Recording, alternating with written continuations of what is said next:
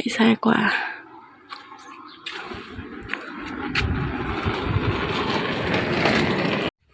Một mùi lửa nó cháy hết tất cả.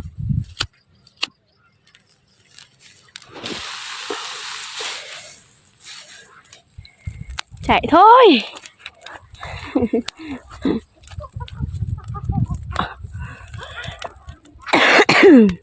Úi giời.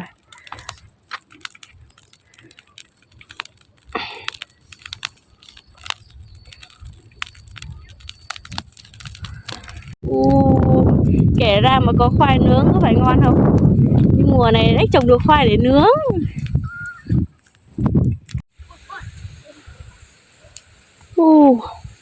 Đốt hết đống lửa này đi. Trên kia có dông chuẩn bị mưa to đây này. Ở trên kia chuẩn bị mưa to đến rồi kia kìa.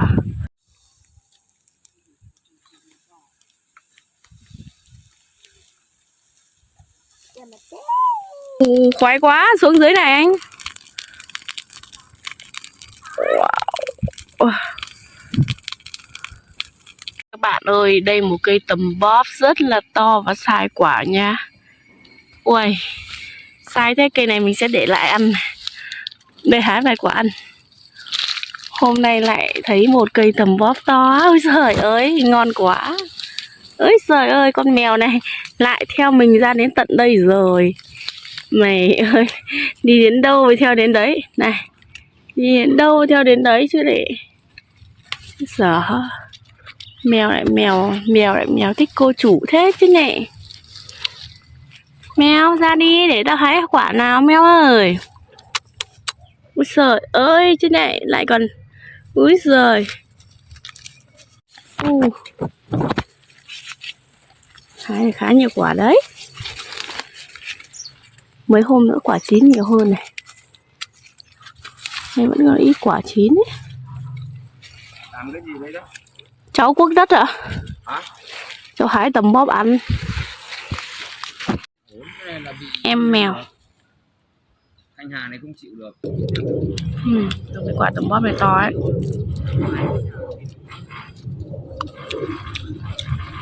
Ăn sướng đã. Chỗ này được tầm 20 quả.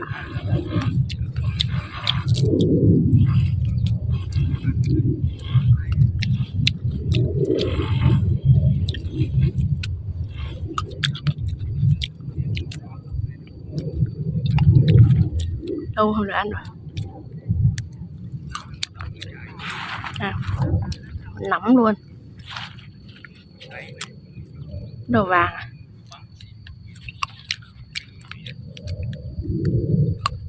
Ngon lắm. Ôi giời. Cuốc đất này. Một buổi chiều của tôi.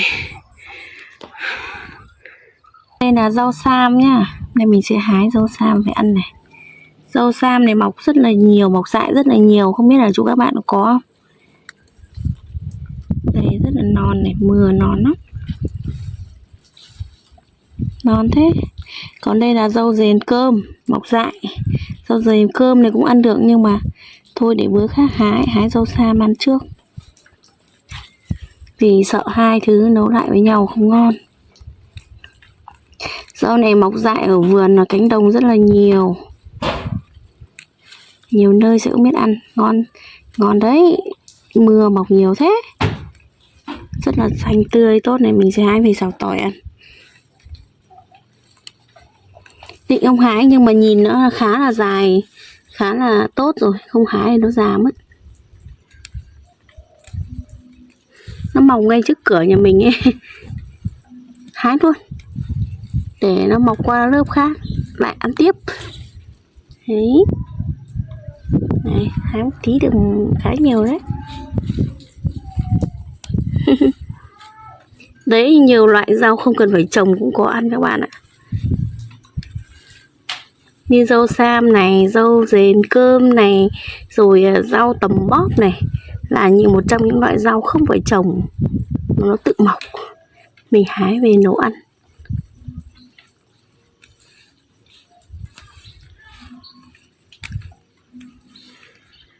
Cỏ này người ta cũng ăn đấy, nhưng mà chỗ mình không ăn cỏ này đâu.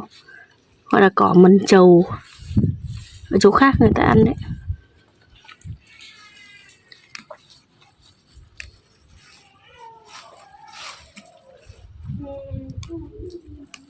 Mọc tốt thế.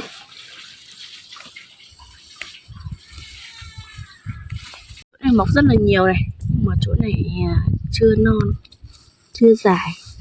Đây còn chỗ này mọc non dài này.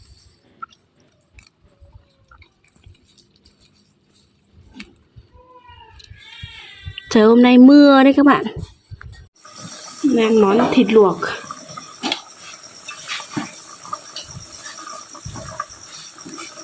Chín nữa đấy.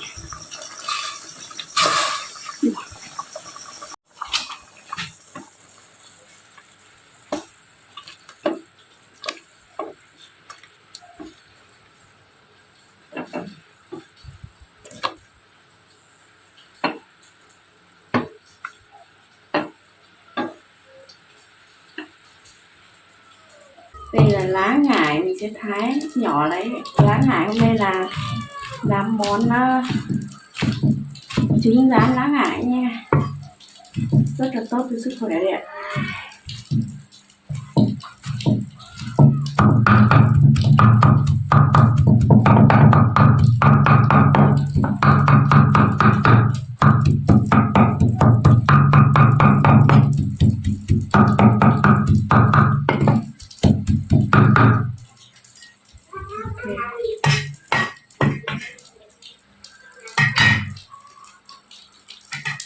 Vừa nãy mình đập trứng sẵn rồi, giờ mình cho lá ngải xuống trứng này cuộn đều lên tí rán.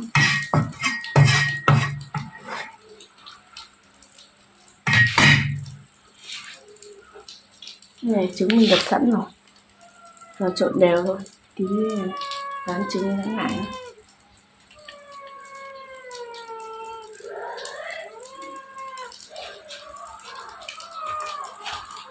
Rau sam đây, được một rổ.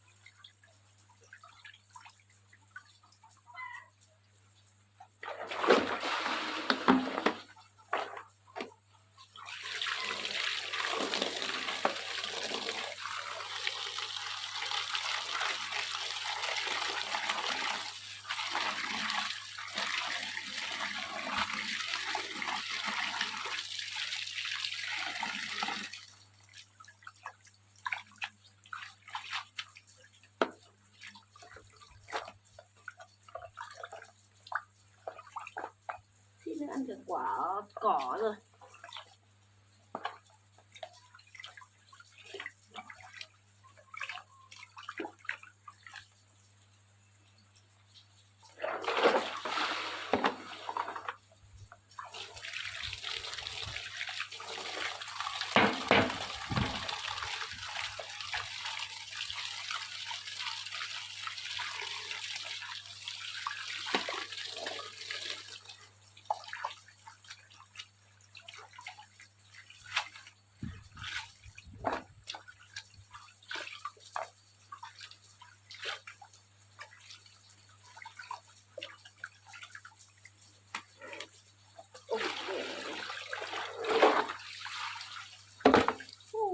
Ngon quá,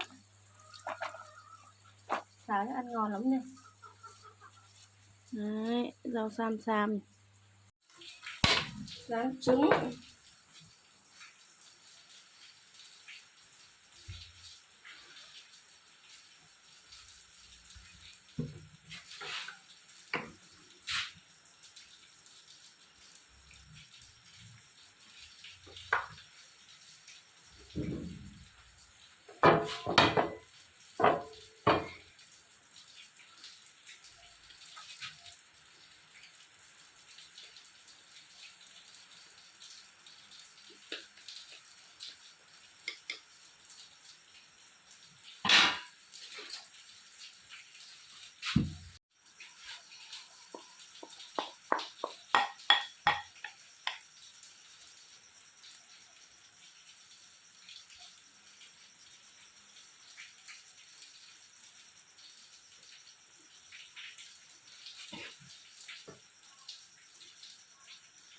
trứng rán mì tôm với lại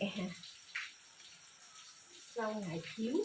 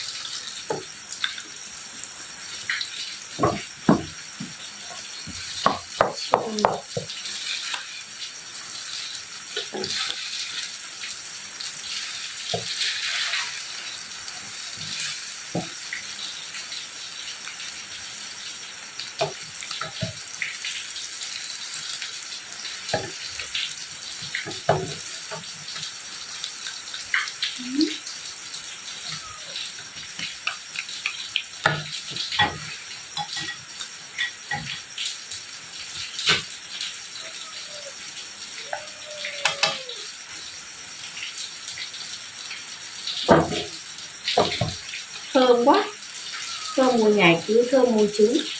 Rồi mình cắt bằng đũa. Nào thì phải ấy ra đúng không? Nông thôn thô nhưng nó thật. Không cần phải đẹp, ăn được là được các bạn ạ. Nhà hàng thì người ta làm đẹp như mình nhà quê.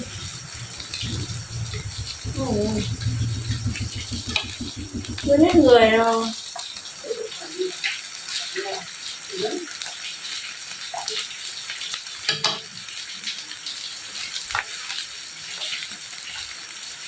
Đấy.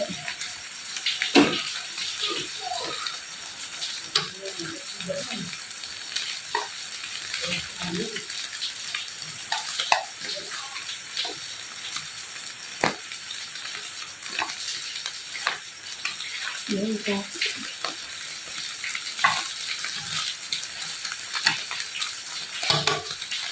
Ok là một chín.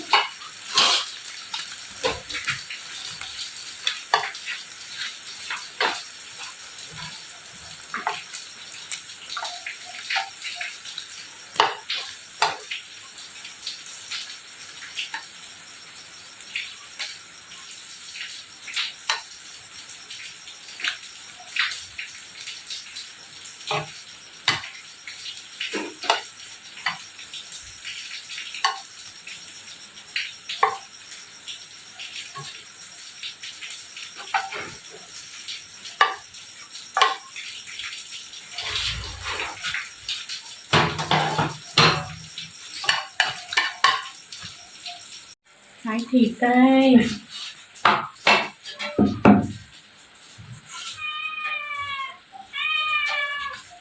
Mèo, ô, sai thiếu này. Ô.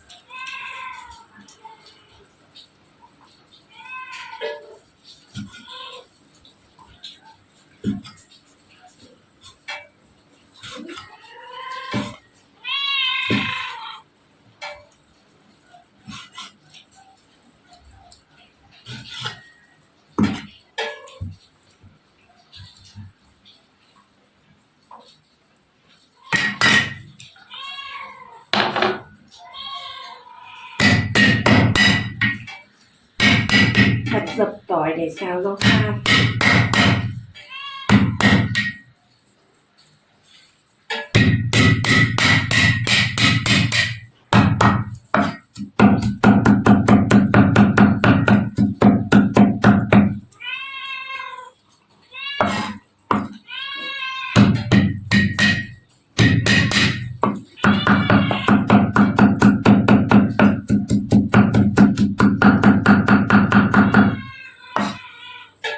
Cơm đi. Ăn cơm đi. Nhanh, cơm. Đấy, rau sao ăn ngon đấy, ăn tốt đấy.